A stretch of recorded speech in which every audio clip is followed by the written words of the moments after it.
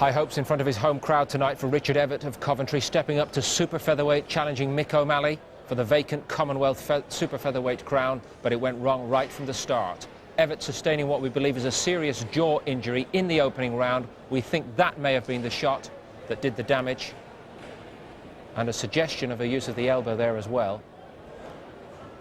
But the outcome of all of that was that Evatt unable to go on after the opening round.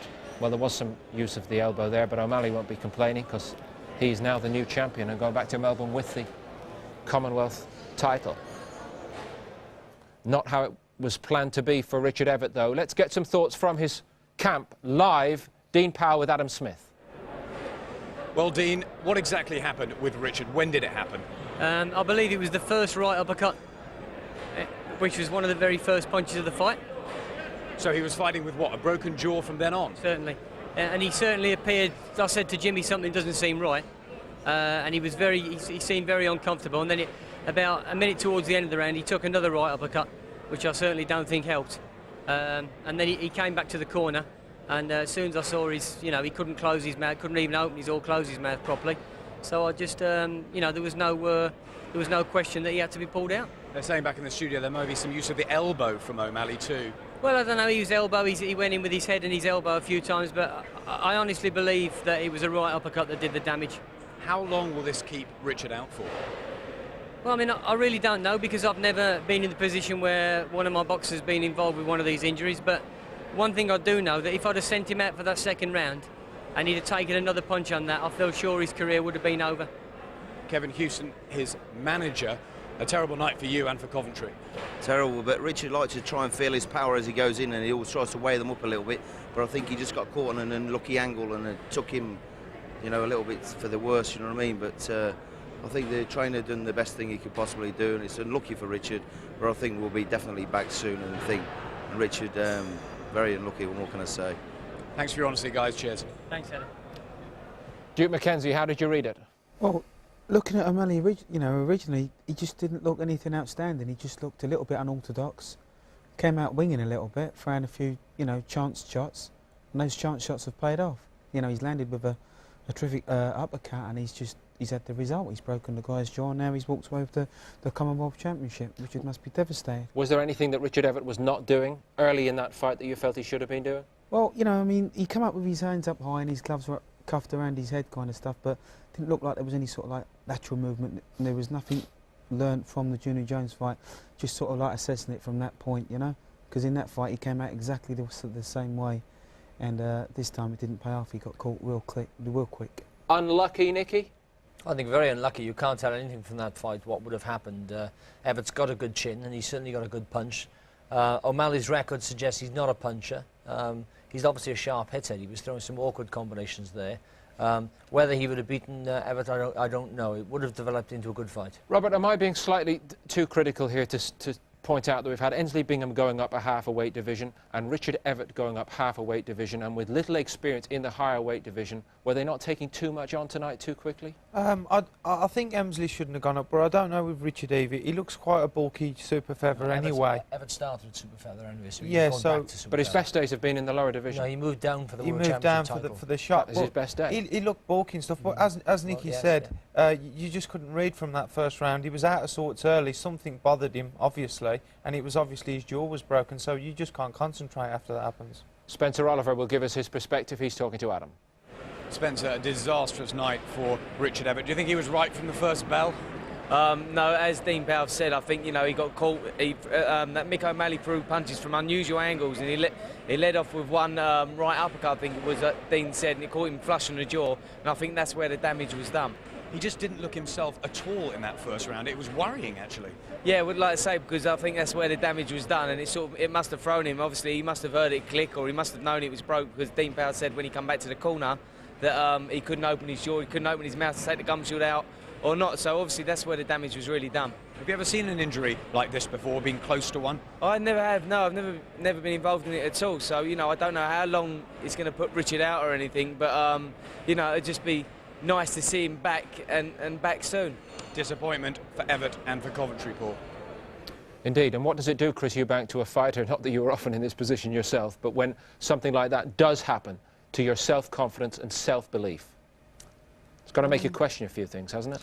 Well, I mean, well, you see, not having any experience of that, I wouldn't really know, but what I can tell you is that the philosophies one would study and live by, and the rules the trainers would teach you as you're growing in the game, they would teach you that no matter what happens, it's mind over the matter.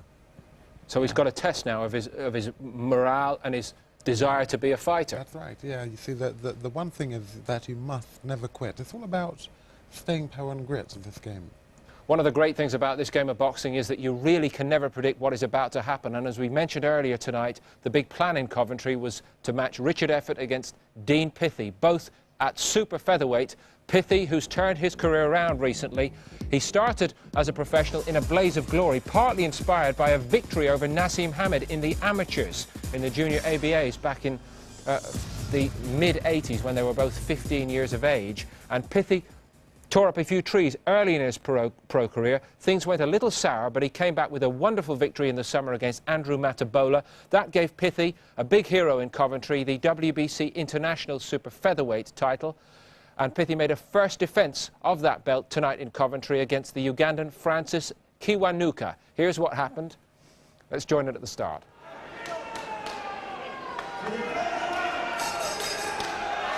Back at home, and how these Coventry fans love it. The triumphant return of Dean Pithie from the hard Willenhall suburbs after his magnificent do-or-die success when he enacted perfect revenge on a previous loss to South African Andrew Matabola. Now he faces a different type of African. Very, very little is known about this mysterious man from Uganda. And he's caught already with a tremendous shot from Pithie. Kiwanuka rises straight away. Can he make it through this very first round? Pithie may launch on him like he did against Matabola. He catches him with lefts and rights. Kiwanuka drops again. There's a glazed look in his eyes. He doesn't really know where he is. He's in Coventry. And he's facing the pitbull, local favourite Dean Pithie, who catches him with a right hand. And Kiwanuka's in desperate trouble. Another right hand. His defence looks non-existent. Pithie goes for broke. Rights and lefts. Larry O'Connell separates them. But Dean Pithie could finish Kiwanuka off in double quick time here. Lefts, he's got no defence, Jim. Well, before the first bell sounded, I thought Pithie looked so much more powerful than Kiwanuka, and that's certainly how it shaped up in the first round. The little kid hasn't got started. He may not be as bad as this, we don't know, but he's certainly gritty enough because these are tremendous shots he's taken. He's still there. Larry O'Connell's done a good job keeping the little fellow in the fight, but we haven't had a chance to see what he has. What a start for Dean Pithie in front of his local faithful. Right hands, every shot seems to be landing on Kiwanuka's jaw. He came with a decent record, if not completely substantiated. But Pithie only saw one tape of him. So I think he's still physically stunned by the punches. We don't know, he hasn't got his act together. His eyes still look slightly glazed, his chin's high, but Pithie just hasn't managed to land cleanly to take him out and finish it here. Well, really, it's Dean Pithie, a strong super featherweight against probably a blown-up feather. Kiwanuka weighed in at 9'2". He's caught by a right hand again, and this looks like a mismatch. Well, Pithie started to walk away, Adam. I think he thought that was a knockdown punch, and the little fellow's taken that as well. So, if nothing else, he certainly has a solid chin. But he's never been stopped, this Kiwanuka. But he's never fought outside of Uganda. Lefts and rights from Pithie, very accurate. Larry O'Connell just warning Kiwanuka for holding. Will he make it through this first round? It looks like it. He does, but only just.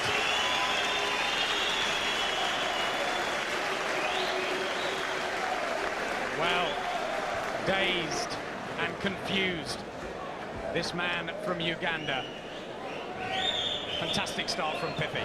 Wonderful start. I mean, I was worried when you tell me, like, one of our kids is facing an unknown Ugandan, you have to worry. You see that first punch, the first knockdown, that was the best punch of the round. It was a beauty. That was a finishing punch. Bang, right on the chin before the little fella had warmed up. Took his legs completely away, down he's gone. The fact that he got up from that shows he's got a chin. From that point on, it was balance and the fact of the pressure and the punches, but Pithie didn't manage to get the same power into any of the following punches. These were clubbing punches that got him on the floor. But for me, that was a massive round. This little fella didn't land a punch. Pithie was on the floor twice. That's a 10-7 round to start with for Dean Pithie.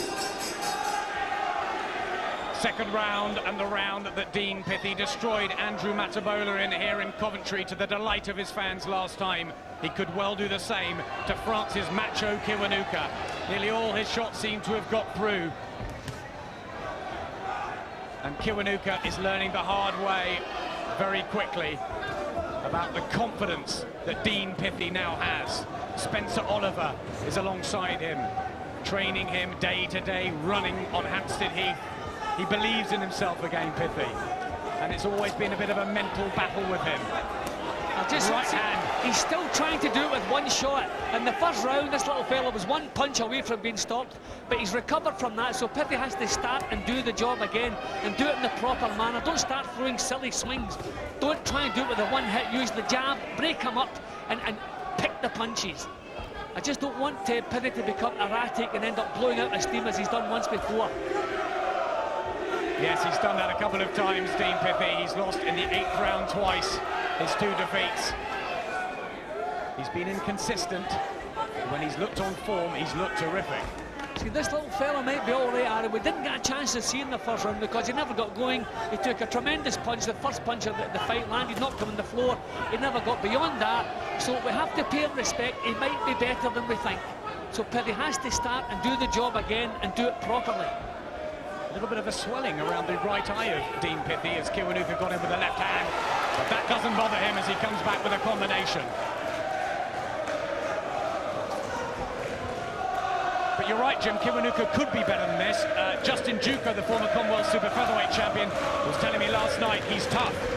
You have to remember, the Ugandan amateurs are very well schooled. But this fella had everything taken away from him with that punch in the first. So we have to pay him credit, and he has a tremendous chin. Pithie's still finding that chin, and the little fellow's still there. So you have to stay strong with these guys. Don't run out of steam. Tremendous warrior heart that this macho Kiwanuka is showing. A real hero back in Uganda. They all are. They fight on the streets. Kiwanuka trains by candlelight, but Pithie catches him in the bright lights of Coventry. And Kiwanuka again rocked. Left hand from Pithie. I don't know if Larry O'Connell will want to see much more of it. He doesn't. Dean Pithie gets another second round win to the delight of his Coventry faithful. He just had too much, didn't he, Jim, for this Francis Kiwanuka? Yep. But I like the way his boxing was so controlled in the second round. A little bit erratic in the first round was probably the reason Kiwanuka survived the first round, but in the second he kept trying with the big shots, but everything was controlled. The chin was down, he was picking the shots, and the way he finished, I mean, Larry O'Connell really had no choice. This little fella couldn't get himself into the fight. He was taking shots, taking them well, and that's not what boxing's all about. I think he picked it perfectly. He gave him every chance. He gave him a couple of quite slow counts in the first round. Took time to wipe his gloves, did a few things to keep the little fellow in the fight, but decided enough's enough, and I think he picked the perfect spot just to do that. Dean Pithie is really enjoying his life at the moment. There's something new about him. May not have been the best opponent, but he did the job and did it professionally. Ladies and gentlemen, 2 minutes and 31 seconds of the second round. Referee Larry O'Connell has stopped the contest. Kiwanuka in no position to continue. Your winner, and still, the WBC International Super Featherweight Champion from Motor City, Coventry, the Pitbull, Dean Pithie. Dean, congratulations. You retain your belt with another second round stoppage. You didn't know much about this African, you didn't need much time to find out about him. Nah, not at all. I just knew he was a bit wild and he's like to keep my hands nice and tight.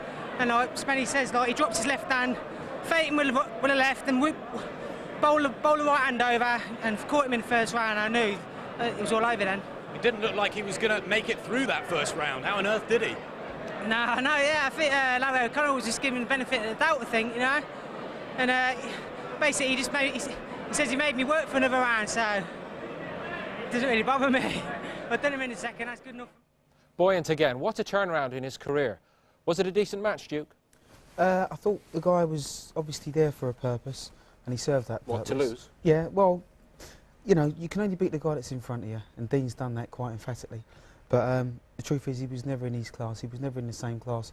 But it's nice to see, like Dean, he's grown in confidence. You know, since winning the championship, his confidence now has just gone through the roof, and he probably must start believing that he can be an even stronger force than he already is on the world team, perhaps. I hope I'm not labouring the point about this big money match, but this Coventry battle that was being set up, had Everett come through his match tonight, was going to be a good payday for both men. What I want to know now is whether Pithie, with that victory, is going to say, I've got to go on and not worry about Richard Everett. I'd have thought so. I'd have thought so. Unfortunately for Richard, it looks like he's just going to miss the boat this time, you know, because Dean now must be looking towards, you know, bigger and better fights. Where can he go for you, Nicky? Dean Pithie? Pithie, he can go higher. I don't think he's at world title level yet, but he's an exciting fighter who's very, very fit and improved a lot since he's been training with Spencer Oliver and had the better training in London, the sparring.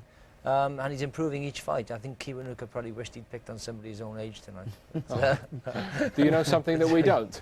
No, I don't know anything about it. Nobody knows his age. No age was forthcoming on the official statistics. No, it was a poor opponent tonight who'd been brought over, and Chris made the point whilst watching the fight that we all felt sorry for him, and he was out of his depth tonight. How about Dean Pithie? You like what you see of him? I really haven't seen enough to make any comment which would be valuable to the viewer. That is the first occasion in the history of television. Robert McCracken, what are your thoughts about your fellow Midlander? Yeah, you know, I think he's due an easy night. He came off the stoppage loss and then had the return, so he's due an easy night. And but I disagree. I think the Everett fight's a massive fight in Coventry. You think it will still happen? I know so. I know the whole of Coventry will turn out for it. They've both suffered a couple of losses, unfortunately, and it's a massive fight. Thank you. Credit from Nicky Piper to Spencer Oliver for his achievements, turning Pithie's career around. Spencer himself's with Adam now. Thanks, Paul. Yes, a good win for Dean Pithie, but as Spencer will tell us now, it very nearly didn't take place tonight. Yeah, we was in the hotel room this afternoon, and Dean was on the phone to his mum. As soon as he had finished the phone call, he stood up, and his back just jarred. He got a spasm in his back, and he was stretched out on the floor, and, you know, he was there for about an hour, and he couldn't move. So the next move was to get him down to the osteopaths, and the osteopath was bending him about all day. So we didn't even know if the fight was going to go on or not after that. But it did. And it did well. It certainly did, yeah. And you know, as soon as his adrenaline started pumping around his body, you know, and he knew what he had to do, and he went out there and he done the job. And you know, he was using his brain a lot more today, you know, than what he has done previously. And you know, he looked excellent. He looks like he's improving all the time. Bit of a mismatch, boys in the studio are saying. You know, maybe, but we can only go by what's put in front of us. And you know, the tape said that a guy that he had beaten had been the distance with Justin Duco, so we thought that he was a fair fighter. You know, Dean just caught him early, and the rest was history. They're all saying well done to you as well. What have you been doing to him?